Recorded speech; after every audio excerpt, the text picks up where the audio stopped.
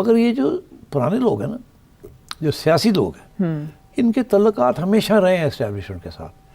इनको इस बात का पता है कि रियल पावर एस्टेब्लिशमेंट के पास ही होती है, ठीक। तो ये अब इनके ऊपर एक दूसरे को ये जानते हैं कि ਉਹਦਾ भी एस्टेब्लिशमेंट ਦੇ ਨਾਲ राब्ता है, मेरा भी, सबको पता है एक दूसरे के बारे में। So they don't trust each other, एक तरफ। दूसरी तरफ ये है कि कंपटीशन भी है, लीडर कौन बनेगा। और यहाँ इस मुल्क में ये नहीं होता कि लीडर को ऊंचा करते हैं, लीडर के टांग खींचते हैं यहाँ लोग जी। तो पीटीआई के अंदर ये बहुत ज़बरदस्त किस्म का माहौल ऐसा बना हुआ है। जब मरवत साहब शुरू में आपने देखा नहीं कैसे इनकी गुड्डी चढ़ी थी जी, बिल्कुल। तो बड़े लोग अपसेट हो गए होंगे ना, ले जी ये आ गए, ले गया सारा कुछ, इनसिक्योरिटी जाहिर है। तो मैंने खुद बैठा हूँ ऐसी महफिलों में जहाँ पीटीआई वाले लोग मरवत की धज्जियाँ उड़ा रहे थे। अच्छा, उन्हें पता था कि that is information that is interesting from my point of view. खुल के बात करें गंडापुर के साथ, ये वो लोग हैं जो कि खुल के बात करते हैं। और जी गंडापुर जड़ा होते हैं एजेंट है, डबल गेम खेलता है और एस्टैब्लिशमेंट के साथ भी मिला हुआ है। तो इसके साथ दो चीज़ें होती हैं, एक तो अपनी अहमियत दिखाना चाहते हैं कि हम नहीं मिले हुए जी, हम पाक साफ ताकि हमारी अहमियत जी सानों को लीडरशिप बने। दूसरे ये उनको अंडरमाइन करने के लिए, गिराने के लिए। तो खान साहब ये सही है, कान के कच्चे हैं, और वो जो जाता है वहाँ वो खान साहब के कान में कोई बात डालता है, खान साहब ठगा करके वो फैसला कर लेते हैं। इसलिए खान साहब के फैसले अप एंड डाउन ही होते हैं, ठीक। तो अप एंड डाउन ही चल रहा है। पहले खान साहब ने मरवत को बड़ा सपोर्ट किया, अब जाके खान साहब के कान में डाला कि ये तो ये कर रहा है, ये कर रहा है, ये कर रहा है। अब मरवत ने बना लिया अपनी अलायंस विद गंडापुर जी। जो नए लोग कुछ आए हैं उन्होंने अलायंस बनाया हुआ है विद बुशरा बीबी, या अगर बुशरा बीबी नहीं तो उनकी बहनों के साथ। और वो अपनी की एक नई चीज़, अब क्योंकि ये देखिए ना, ये पहली दफ़ा ये हुआ है कि एक सियासी जमात ने सियासी लोगों से हट के वकला हजरात के ऊपर जी अपना सारा बेस कर लिया। इसका मतलब ये है कि उस जो खान है वो ट्रस्ट नहीं करता था ना अपने लोगों को।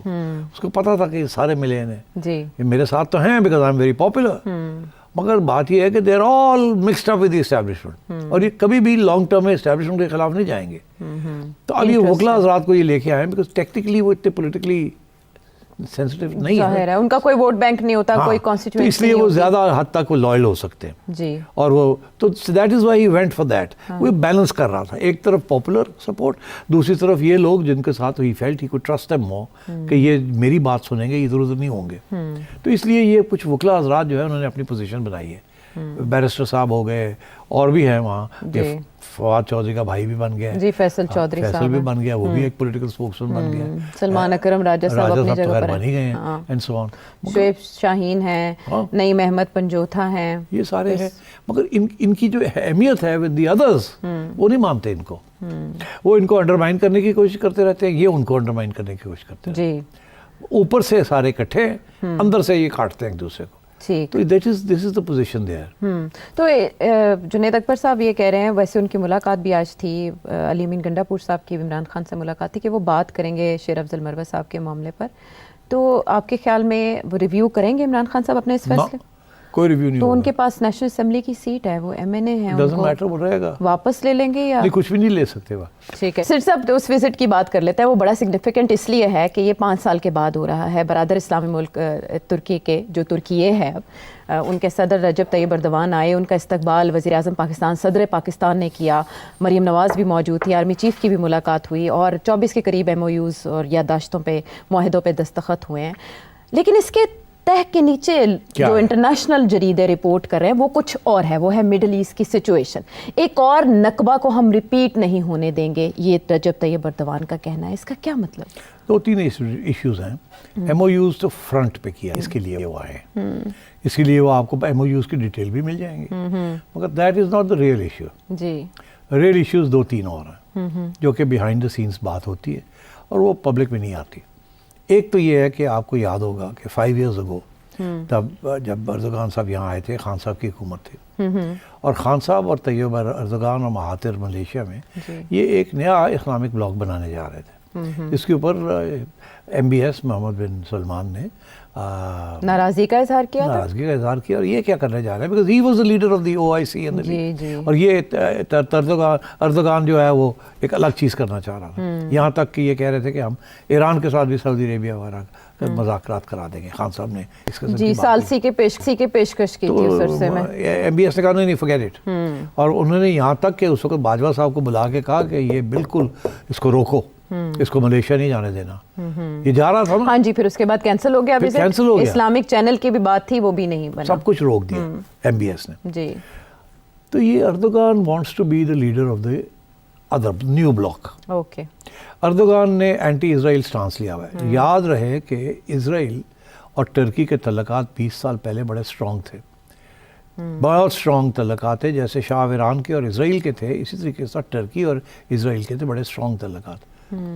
اردوغان نے over a period of time has change that foreign policy. اچھا. اب وہ اس کے بہت سارے ریجنل انٹرسٹ بھی شروع ہو گئے. سیریا فار ایگزامپل, اب اردوغان کے وہ کردوں کا پرابلم ہے ٹرکی کا, اٹس اے سیریس پرابلم, جو کہ امریکہ ہیلپ کرتا رہتا ہے ان کو بیہائنڈ دا سینس. تو Erdogan wants to also emerge as a regional leader. بڑی زبردست پروگریسو گروتھ ہو رہی ہے, ٹورزم بڑھ رہی ہے, ہیوی انڈسٹری چل پڑی ہے. تو Turkey wants recognition as a major player in the bloc. وہ کیسے بن سکتا ہے؟ وہ ایک ہی طریقے سے بن سکے, چائنا کے ساتھ تو نہیں بیٹھ سکتا, وہاں تو نہیں بنے گا. وہ بنے گا ادھر ہی, پاکستان ہو گیا, ملیشیا ہو گیا, انڈونیشیا ہو گیا. ان کو اگر وہ اکٹھا کر لیتا ہے تو ترکی can emerge as a major bloc player. اب اس کے بہت سارے انٹرسٹ مڈل ایسٹ میں ہو گئے. تو ایک تو یہ تھا کہ اردوغان از ہیئر, کہ کل کو اگر سعودی عربیہ کے اوپر پریشر پڑتا ہے فرام امریکہ, اور سعودی عربیہ اور UAE جن کے ساتھ ہمارے بڑے کلوز تعلقات ہیں, جن سے ہم پیسے بھی لیتے ہیں, اگر وہ آگے پاکستان کے اوپر کوئی پریشر ڈالیں کہ foreign policy regarding Israel, regarding امریکہ, ریگارڈنگ ریکگنیشن, ریگارڈنگ غزہ, یہ پالیسی لیں, یہ نہ لیں, تو Erdogan wants to make sure کہ اس کی جو اپروچ ہے, پاکستان شوڈ سپورٹ ہم rather than the Saudis. Because Saudis اور ٹرکی کی approach will be very different.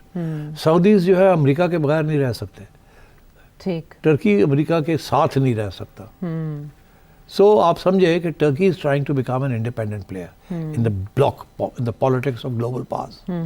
اس میں ہی نیڈس پاکستان سپورٹ, ٹھیک, and he needs Malaysia, and he needs Indonesia. وہی اسی وزٹ پہ بھی جا رہے ہیں. یہ ساری وہی ہے.